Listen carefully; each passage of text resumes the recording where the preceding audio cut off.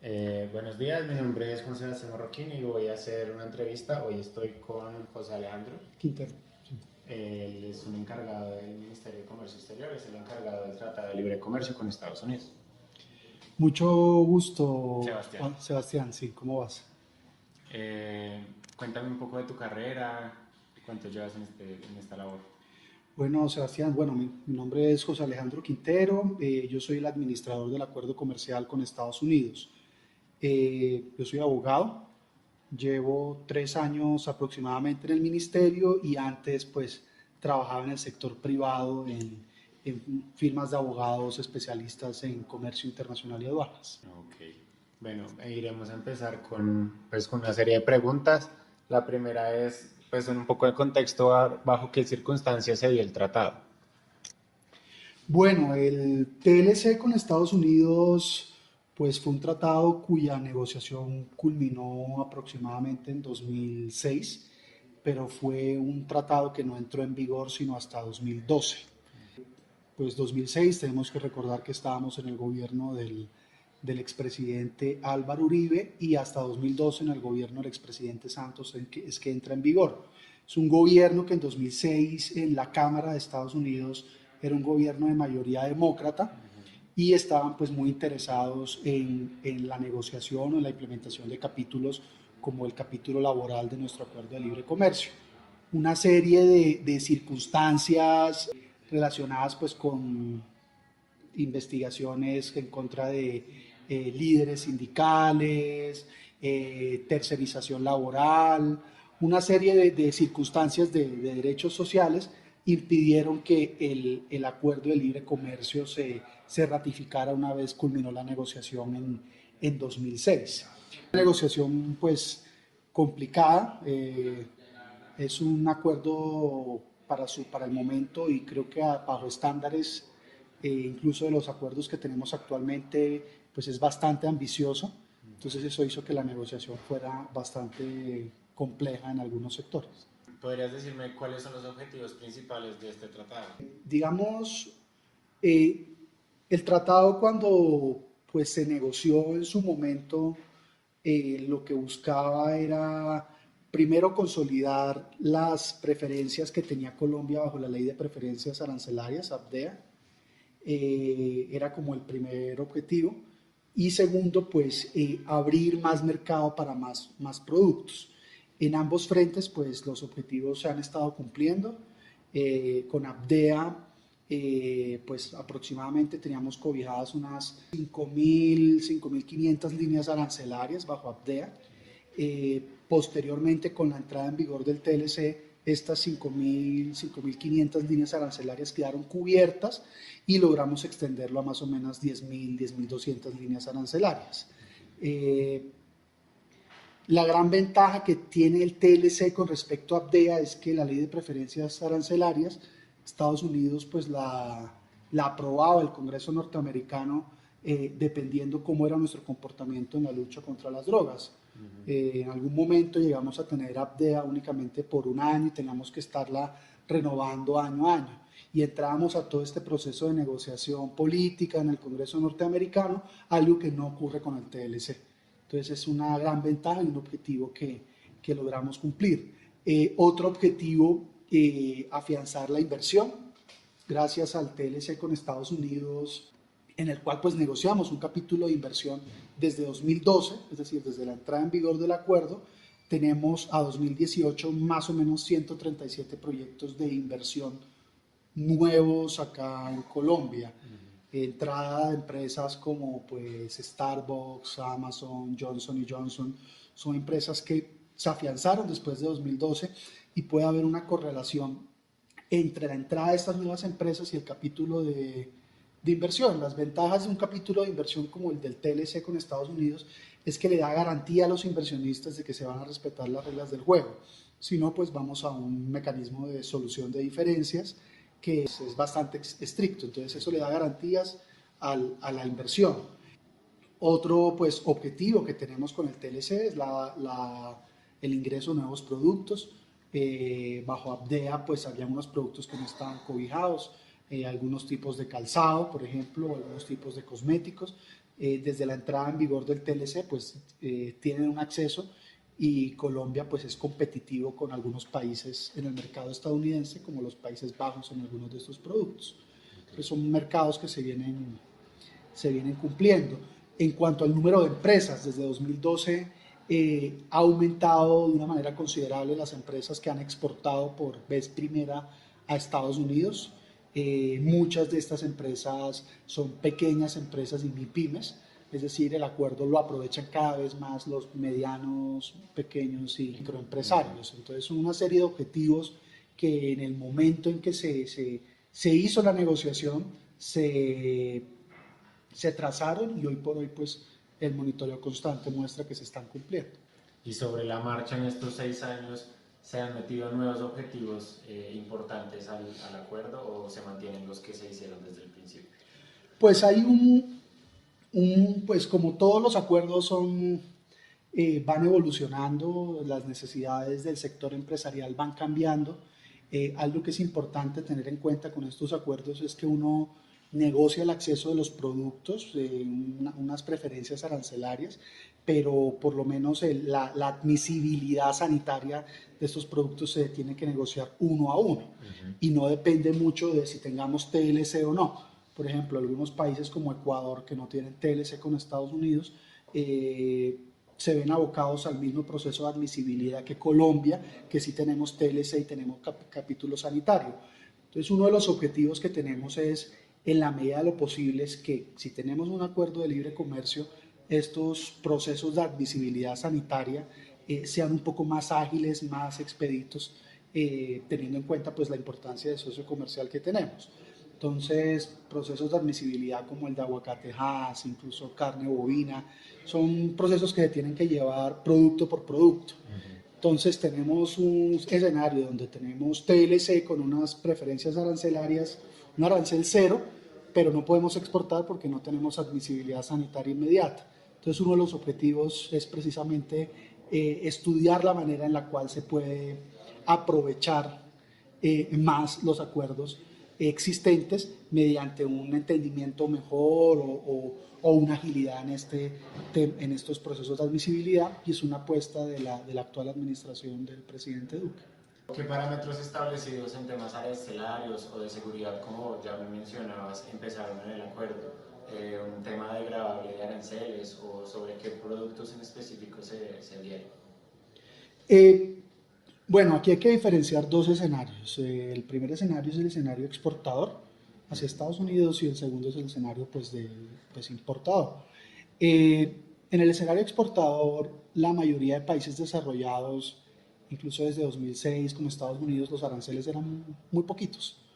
Incluso había aranceles de 2%, los que había, 2, 5%, pero la mayoría estaba totalmente desgravado. El interés de un país como Estados Unidos en negociar este tipo de acuerdos eh, es pues básicamente, primero pues a nivel importador, que nosotros reduzcamos los aranceles, y segundo pues que le demos una serie de garantías en propiedad intelectual y en telecomunicaciones, en otra serie de capítulos. Nosotros, con la entrada en vigor del acuerdo, más o menos 83-85% de nuestro universo importador, o sea, el universo estadounidense de productos que se importan a Colombia, quedó desgravado, quedó con un acceso inmediato. En productos industriales o maquinaria pesada fue más o menos el 90%. Eh, Lógicamente, pues nos cuidamos que los productos sensibles se desgravaran paulatinamente a través de unos contingentes. Eso fue como una característica de la negociación y de la forma como se establecieron los cronogramas.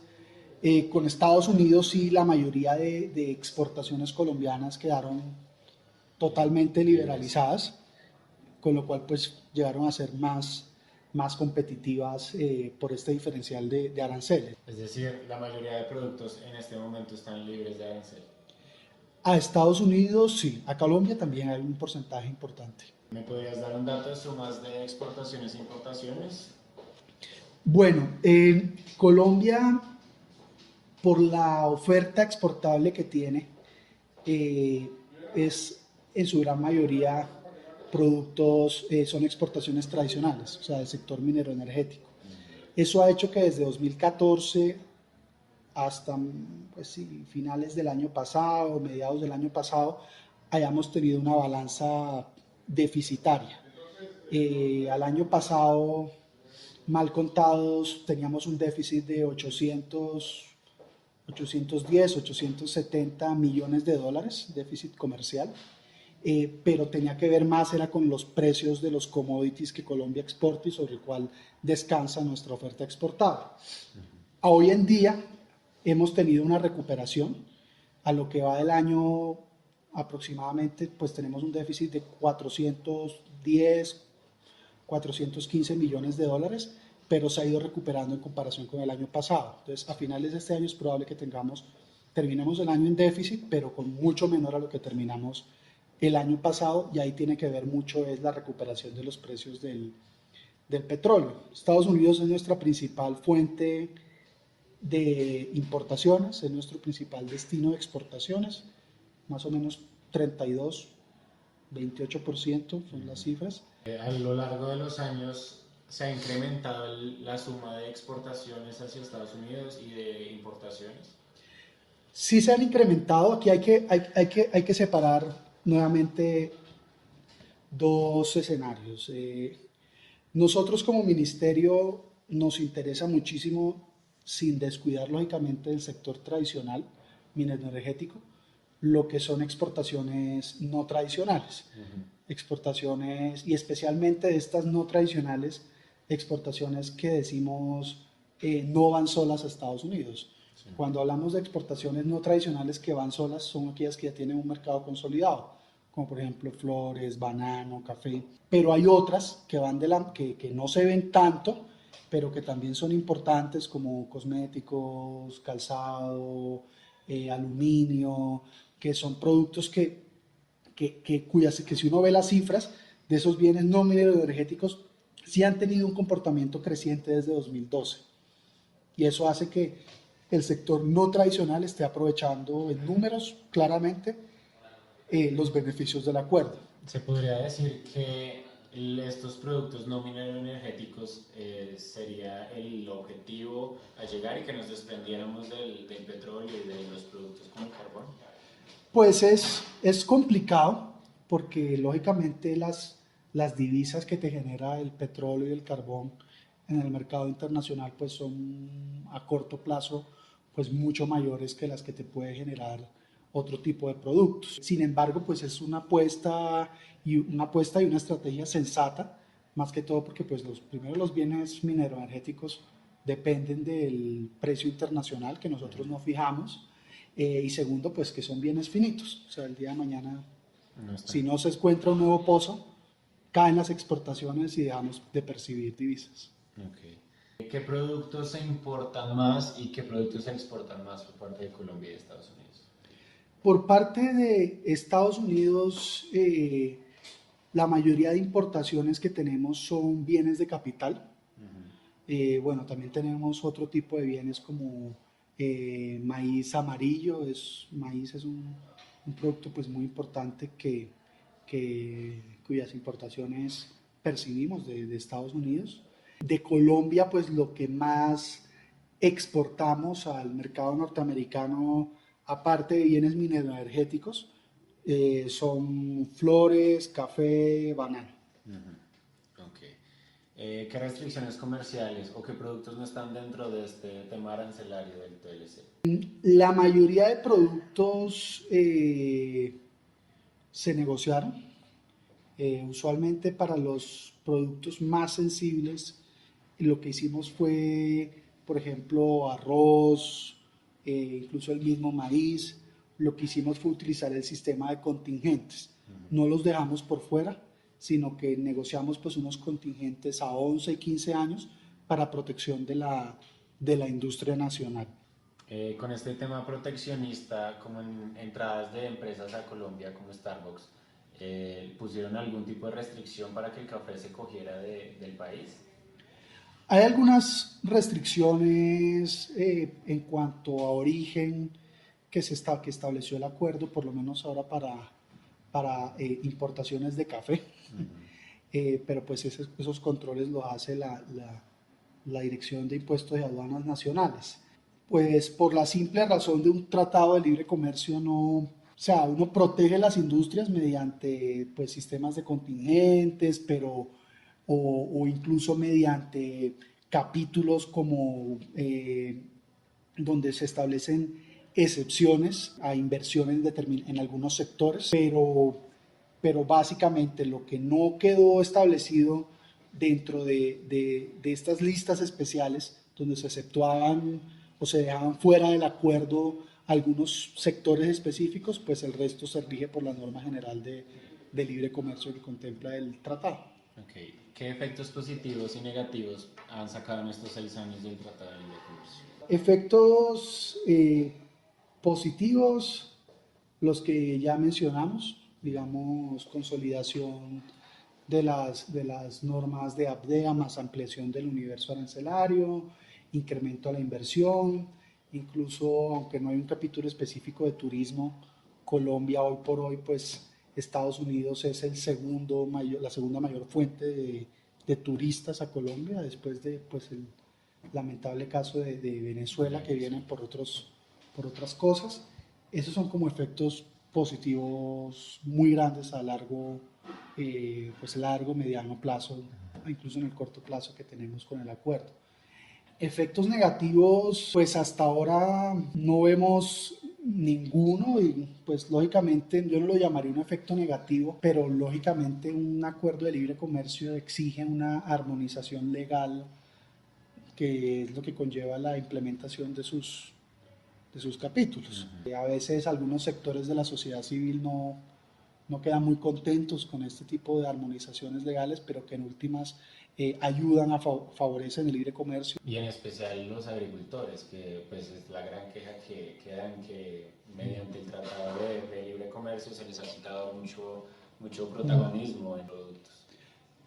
Es un tema sensible el de los agricultores, pero hay que verlos, digamos, por ambas caras. Hay en los tratados de libre comercio, pues hay unos sectores que naturalmente por la competencia o que han estado protegidos durante mucho tiempo se ven afectados, pero el tratado como tal genera una serie de externalidades que benefician no solo al consumidor final, sino a otros eslabones de la cadena productiva. Entonces, digamos, en el agro pues tenemos abonos que podrían ser incluso mucho más baratos con TLC que sin TLC y otra serie, y además tenemos un mayor ingreso de maquinaria pesada que ayuda pues a recoger mejor los productos de la siembra. O sea, hay una serie uno no puede decir que el agro ha sido el gran perdedor o el perjudicado por el acuerdo de libre comercio. Hay unos sectores muy puntuales, pero en una percepción muy, muy personal considero que, que, que a grandes rasgos pues se ve más favorecido por la serie de inversiones que se hacen en el campo. Y para terminar, ¿qué proyecciones a futuro tiene este tratado y más con el nuevo gobierno que llegó hace poco?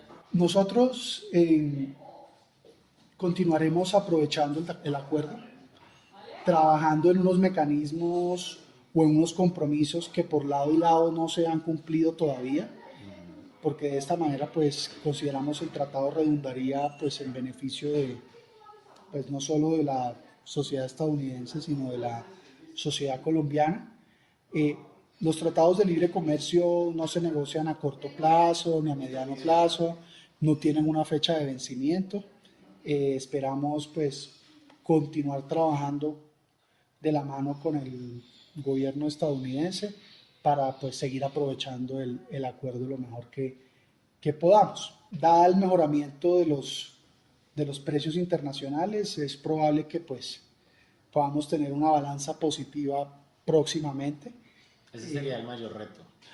Es un reto, el mayor reto es tener una balanza positiva sin depender tanto de los bienes mineroenergéticos, es como lo que buscamos. Muchas gracias. Bueno, Fue un gusto. muchas gracias.